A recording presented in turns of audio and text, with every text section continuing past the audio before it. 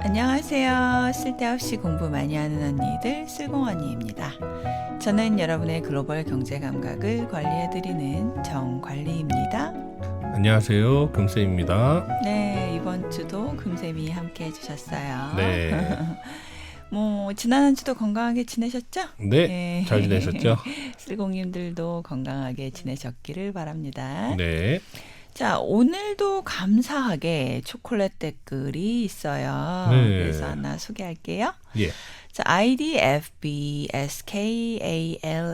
님이 써주셨습니다. 네. 제목, 이렇게 유익한데 무료다?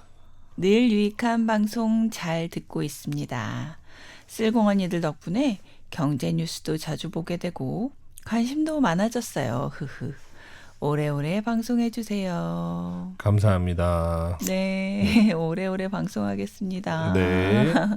아니, 경제 뉴스를 자주 보게 되셨다니 정말 반가운 이야기네요. 네. 그죠? 뭐든지 관심부터 시작이 되는 건데 네. 이 관심이 생기시고 또 이해를 하신다는 뜻이잖아요. 계속 네. 보신다는 거는. 맞습니다. 아우, 너무 기쁘네요. 예, 항상 청취해 주셔서 감사합니다.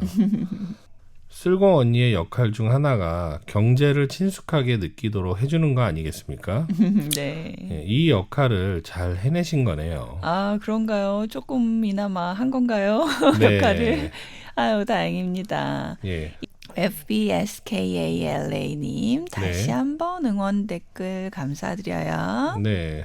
자, 오늘의 공부로 들어가 볼까요? 네. 자, 오늘은 국부론 대장정, 또 느리지만 한 걸음 내딛는 날인데요. 자, 1권 9장 자본의 이윤을 함께 읽어보겠습니다. 네. 9장이면 꽤 많이 전진했네요. 예, 낙수물처럼 한 방울 한 방울 떨어지듯 공부를 하는데요. 네. 모이니까 이렇게 많아지네요. 아, 그렇죠. 저도 신기해요. 이게 네. 이제 제가 무엇이든 조금씩 장기적으로 꾸준히 하는 걸 좋아하거든요. 네. 예, 장기적인 목표를 향한 열정과 끈기의 결합을 왜 그릿이라고 하잖아요. 네. 예, 이 쓸공님들 중에도 이 그릿을 가지고 계신 분들이 꽤 많으실 것 같아요. 맞습니다. 예. 본론으로 들어가서요. 예. 자, 우선 자본의 이윤에 대해서 설명하는 부분을 쭉 읽어볼게요. 네. 자본의 이윤의 상승과 하락은 노동임금의 상승과 하락과 마찬가지로 사회의 부의 증가 또는 감소라는 같은 원인에 의존한다. 그러나 이러한 원인들은 두 가지의 매우 다른 방식으로 영향을 미친다. 자본의 이윤의 상승과 하락은 노동임금의 상승과 하락과 마찬가지로 사회의 부의 증가 또는 감소라는 같은 원인에 의존한다. 그러나 이런 원인들은 두 가지의 매우 다른 방식으로 영향을 미친다. 자본의 증가는 임금을 높이는 반면 이윤을 낮추는 경향이 있다.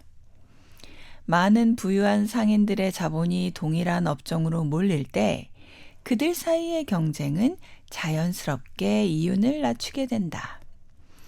그리고 같은 사회 내의 여러 다른 산업에서도 비슷한 자본 증가가 있을 경우 동일한 경쟁이 모두에게 같은 결과를 낳게 된다.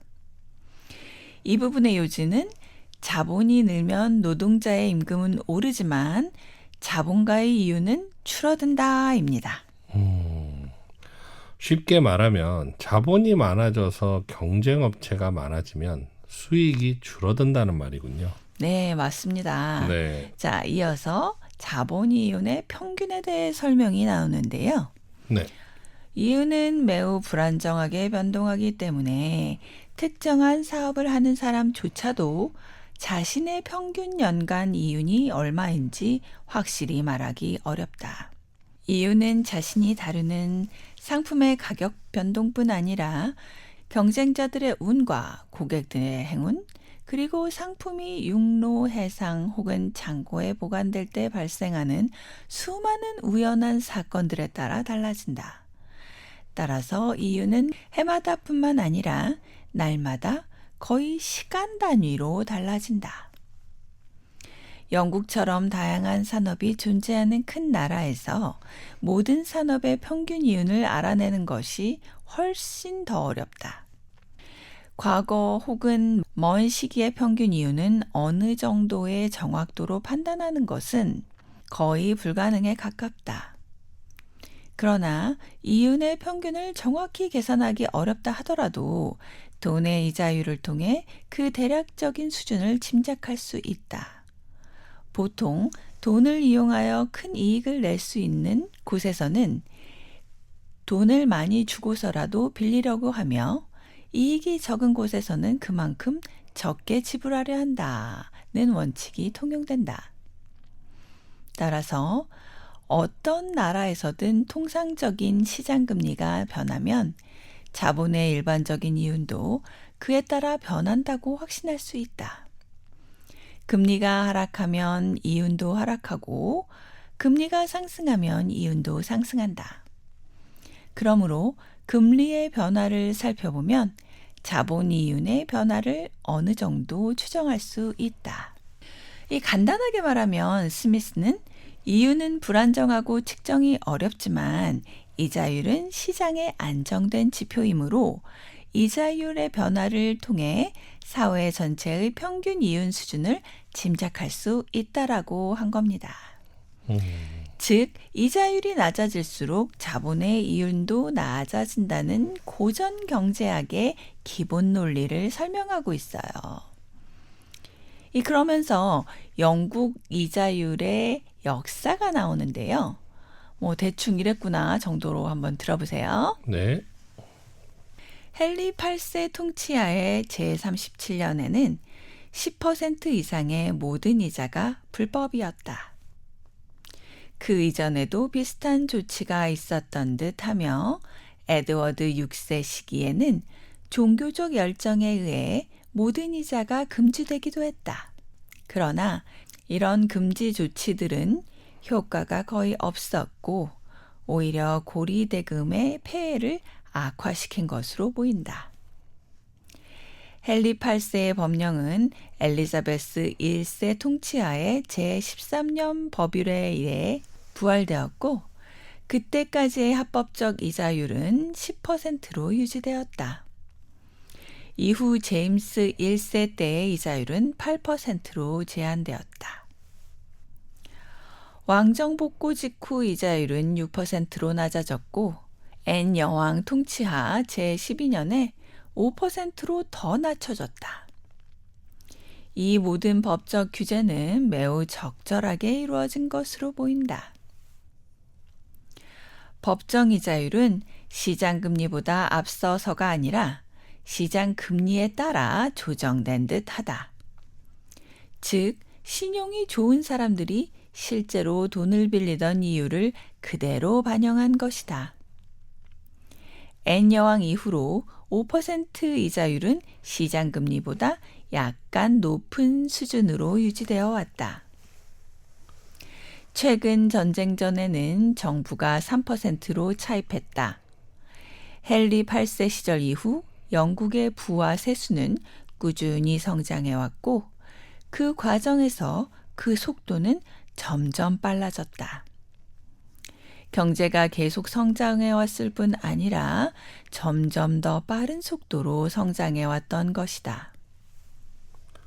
와, 역사적 기록만 봐도 나라의 부가 많아지면서 돈이 흔해지고 돈의 가치가 떨어지니 이자율도 10%에서 5%로 떨어졌네요. 예, 그렇죠.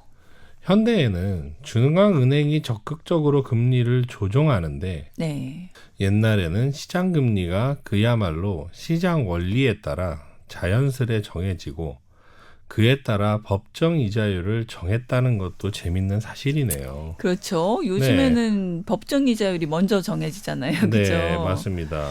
저도 굉장히 흥미로운 부분이었어요. 네. 예, 계속할게요. 네. 읽어볼게요. 자, 영국의 경제가 빠른 속도로 성장하면서 이와 함께 노동자의 임금도 꾸준히 상승해 왔으며 무역과 제조업이 발전한 주요 도시들에서는 자본의 이윤율은 점점 낮아져 왔다. 대체로 대도시에서 어떤 사업을 운영하기 위해서는 시골 마을보다 훨씬 더 많은 자본이 필요하다. 도시에는 거의 모든 산업에 종사하는 부유한 경쟁자들이 많기 때문에 그들의 자본이 많을수록 이윤율은 떨어지게 된다. 하지만 노동임금은 대도시에서 시골보다 일반적으로 더 높다. 이는 부유한 사람들과 번성하는 산업이 집중된 곳에서는 많은 고용주들이 일꾼을 확보하기 위해 서로 경쟁하기 때문이다. 이 경쟁이 노동임금을 올리고 동시에 자본 이율을 낮춘다. 반면 시골의 지역에서는 모든 사람을 고용할 만큼의 자본이 부족하므로 일자리를 얻기 위해 노동자들이 서로 경쟁한다. 이 경우 임금은 낮아지고 자본의 이윤은 높아진다. 이것은 현대와 똑같네요. 네, 그렇죠. 예를 들면 서울에서 병원을 운영하다가 지방 소도시로 이전을 하면 네. 수익이 높아지는 경우가 있지 않습니까? 예, 맞아요. 좋은 예네요. 네.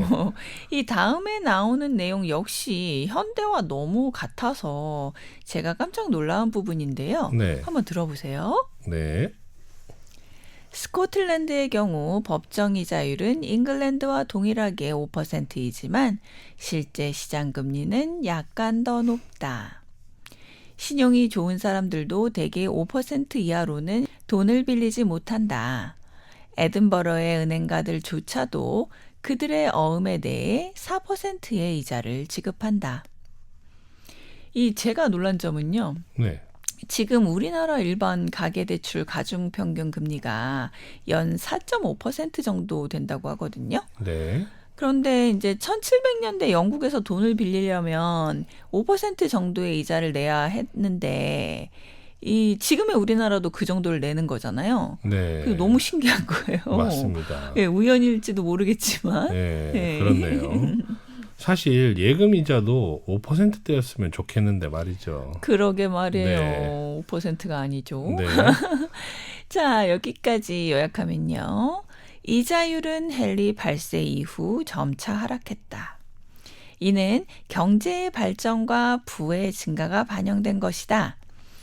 도시에서는 경쟁이 심해 자본의 이윤율은 낮고 임금은 높다. 반대로 시골에서는 자본 부족으로 임금은 낮고 이윤율이 높다.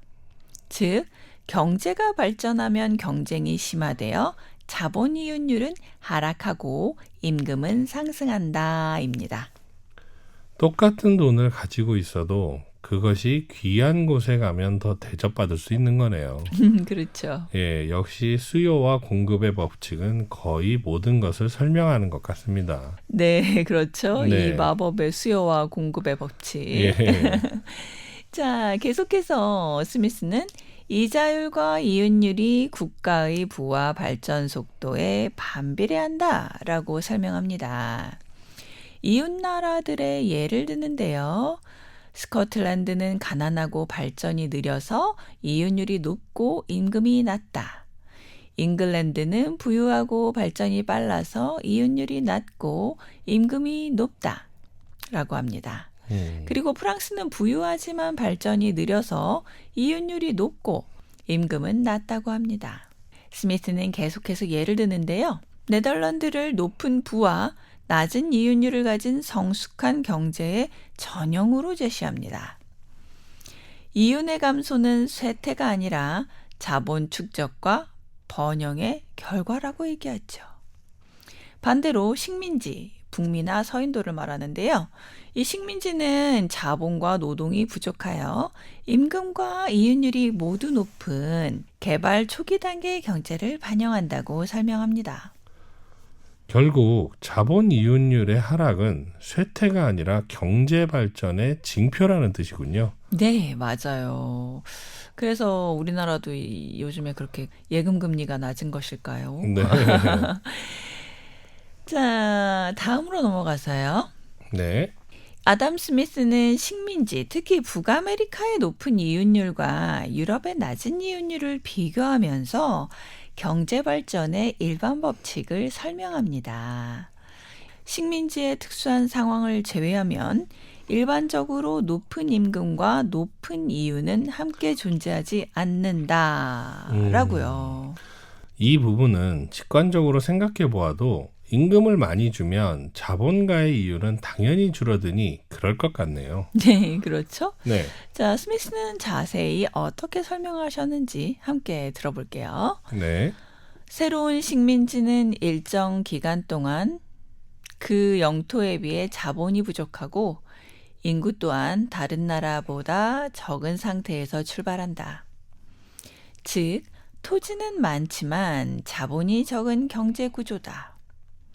따라서 그들은 가지고 있는 자본 대부분을 가장 비옥하고 유리한 지역, 주로 해안 근처나 강가의 토지를 개간하는 데 투입한다.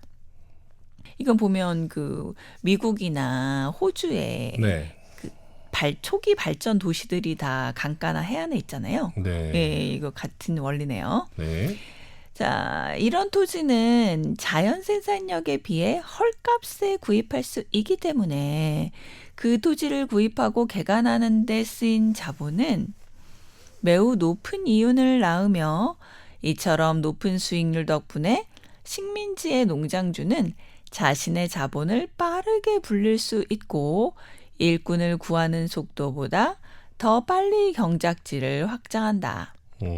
그래서 노동자는 귀중한 존재가 되고 매우 후하게 보상받는다.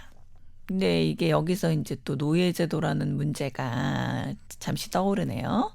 네, 자, 어쨌든 본론으로 돌아와서요. 네, 자, 그러나 식민지가 성장함에 따라 자본의 이윤율은 점차 낮아진다. 비옥하고 입지가 좋은 땅이 이미 개간되고 나면 남은 토지는 덜 비옥하고 조건이 나쁜 지역이기 때문이다. 그 결과 농업에서의 이윤도 줄고 자본의 이윤도 떨어진다. 현재의 식민지들에서는 법정금리와 시장금리 모두 과거보다 크게 낮아졌다. 부와 산업, 인구가 늘어날수록 이자는 떨어지는 법이다. 노동임금은 자본의 이윤과 함께 하락하지 않는다. 자본이 늘어나면 그만큼 노동 수요도 증가하기 때문이다. 따라서 이윤이 줄어든 후에도 자본은 계속 축적될 수 있으며 오히려 그 속도는 더 빨라질 수 있다. 이윤율은 줄더라도 총 규모가 커지면 전체 부는 커진다라는 얘기군요.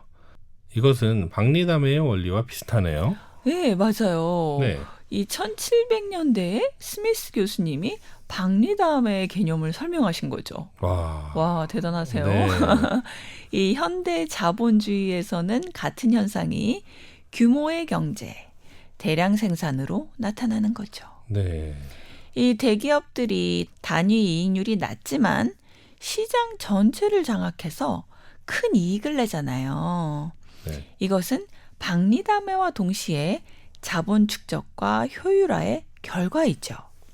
그야말로 아담 스미스가 경제학의 아버지라는 말이 실감이 되네요. 그렇죠? 네, 아, 여기서 잠깐 깜짝 퀴즈 하나 내볼게요. 네, 예, 음악의 아버지는 바하, 음악의 어머니는 핸델이라고 하잖아요. 네, 이 경제학의 아버지가 우리가 지금 공부하고 있는 국부론을 쓰신 네, 아담 스미스이신데 네. 경제학의 어머니는 누구일까요? 이브 스미스 아닐까요? 아담과 이브. 와, 예상 못했네요. 예, 잘 모르겠습니다. 네, 네, 감사합니다. 많이 예, 오셨어요. 예, 자, 제가 문제는 냈는데 사실 좀 약간 졸려하시는 것 같아가지고 네네. 농담 한번 해봤어요. 예. 경제학 아버지가 쓰신 국부론을 읽으면서 네, 어머니가 누구일까 궁금해서 네. 찾아봤는데요. 예. 딱히 사람들이 일반적으로 인정하는 경제학의 어머니는 안 계시대요. 아직 평가받는 분이 없으시군요. 예. 자, 한번 웃어봤고요. 네, 자, 책 내용으로 돌아올게요. 예, 자, 근면한 개인이 부를 쌓는 과정과 마찬가지로 근면한 국가도 동일한 원리에 따라 발전한다. 작은 이윤이라도 큰 자본은 빠르게 늘어난다. 속담에 이르길 돈이 돈을 번다 하고 하지 않던가. 문제는 처음 그 돈을 모으는 것이 어렵다는 점일 뿐이다. 일단 일정한 자본을 갖추면 그것을 더 크게 불리는 것은 오히려 쉽다라고 합니다. 흔히들 눈덩이 굴리는 것에 비유를 하잖아요. 네, 그렇죠. 이제까지의 내용을 한마디로 요약하면 부유한 나라일수록 자본 이윤은 낮고 임금은 높다 이거네요. 네, 이게 쉽게 말하면 부유한 나라일수록 돈값어치가 좀 낮고 사람이 노동은 귀하다. 그렇죠. 약간 지금 우리나라도 약간 겪고 있는 현상인데요. 네. 자, 이렇게 간단하게 요약을 해주셔서 감사합니다. 감사합니다. 네. 자, 오늘은 국부론 109장 자본의 이윤 전반부를 살펴봤어요. 네. 아직 후반부가 있다는 뜻이죠. 네. 다음 시간에 계속하겠습니다. 감사합니다. 네. 쓸공님들 오늘도 함께 해주셔서 너무 감사드리고요. 이 쓸공님들도 자본을 눈덩이처럼 굴릴 수 있으시길 바라볼게요. 네. 다 같이 쓸공합시다. 쓸공합시다.